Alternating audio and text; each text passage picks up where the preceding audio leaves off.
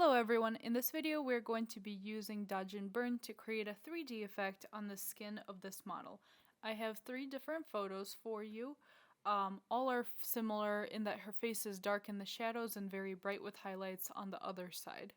We can use Dodge and Burn to create a 3D effect on the shadow sides by highlighting the high points of her face across all the images. The light side is pretty good.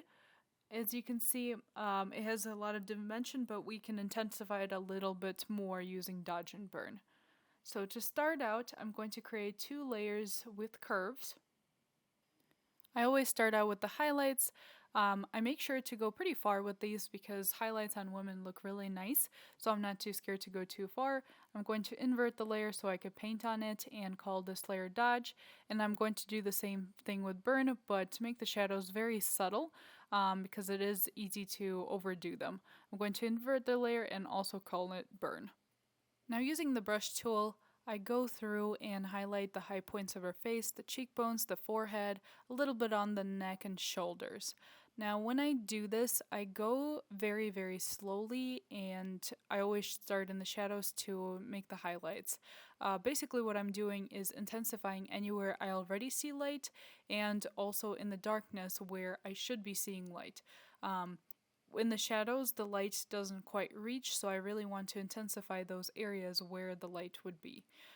This is a very slow process because you don't want to overdo it. It's really easy to make the highlights look a little too harsh and unnatural, so that's why the flow is set extremely low, and I go very slowly and check back my work to make sure it still looks natural, as if it was always meant to be there.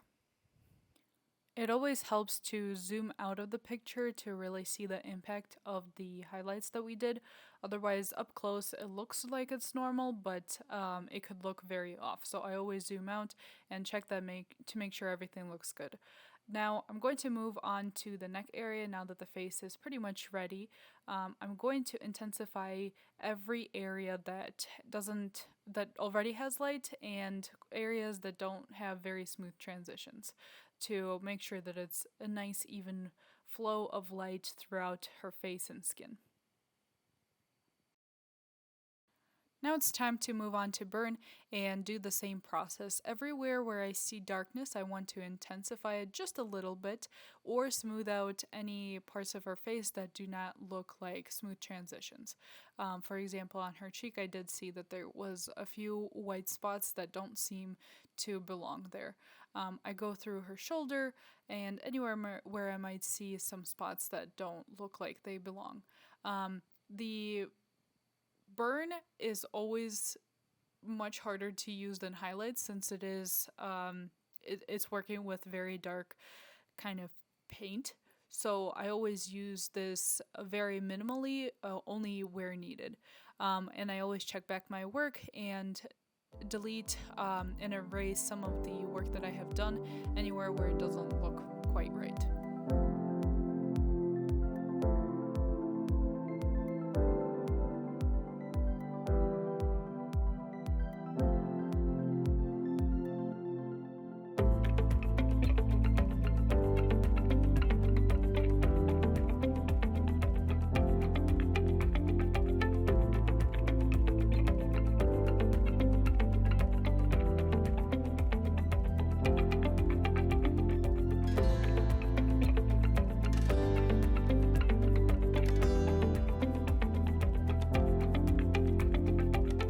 Now that I'm happy with my work, I always group the layers and do one last check.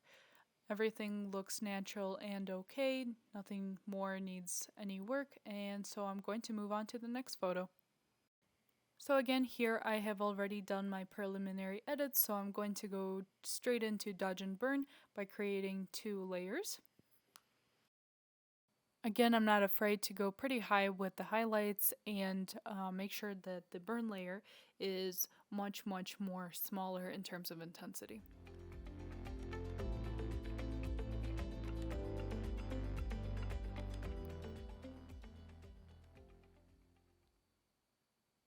So just by looking at this photo, I could see that the forehead needs a lot of work and a little bit of the cheekbone right there since it's not getting enough light.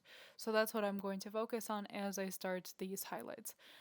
Again, remember to go very, very slowly with the edits. Otherwise, if you do too many highlights all at once, it's not going to look natural.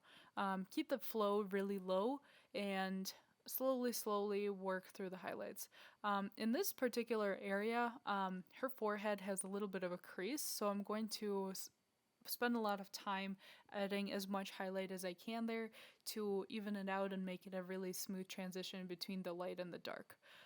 Over here, I sometimes will also focus on the eyes a little bit, especially the whites and the colored part of the eye, because it makes them stand out a lot nicer against the rest of her face. So that is something else that I do, not on all photos, where really the eyes are the focus.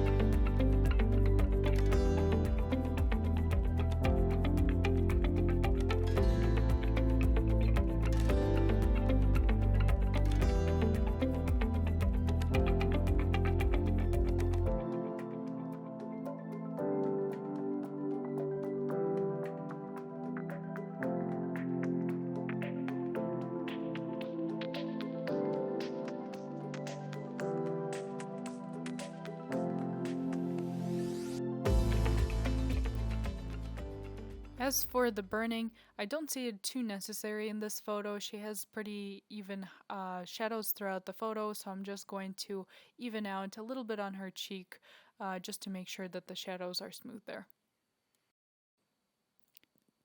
At this point, I'm ready to group the layers and do a last check and do the final touches just to make sure that everything is looking nice.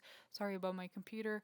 Yeah, just the final touches before doing a final check. Everything looks great and natural, so I'm going to move on to the next photo. By now you know the drill. I'm going to create 2 layers for the curves and go pretty hard with the highlights and be very sparingly with the shadows using burn. Again, just looking at the photo, she just needs a lot of highlighting in the darker part of her face.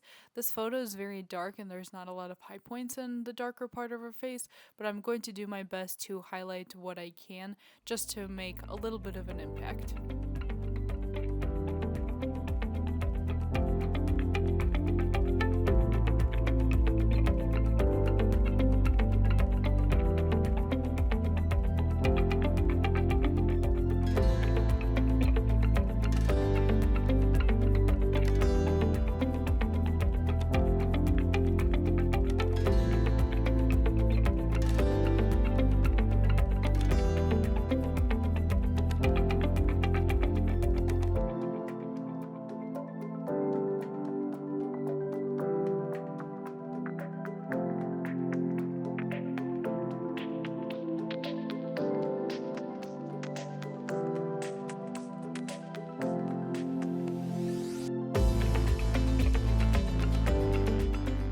I'm just going through and making the final touches here, just making sure that everything is looking clean and natural and erasing wherever it may not look so natural. Now that everything is looking great, let's go back to the other photos. So zooming in, you could see that there is quite an impact from all the highlighting and the dodging that we have done, especially these last 2 photos. The model is looking great and her skin really pops and it has that 3D effect. Here are all the images put together so you could see them a little bit easier. While the dark side of the model's face is looking okay, we really added quite a bit of dimension using dodge and burn. So instead of the shadows falling a little bit flat, it now really pops and looks smooth and has quite a bit of that 3D effect. So that's it for this video. I hope it was useful and that you could use some of these concepts in your photos. Let me know what you think in the comments and don't forget to like and subscribe to the channel.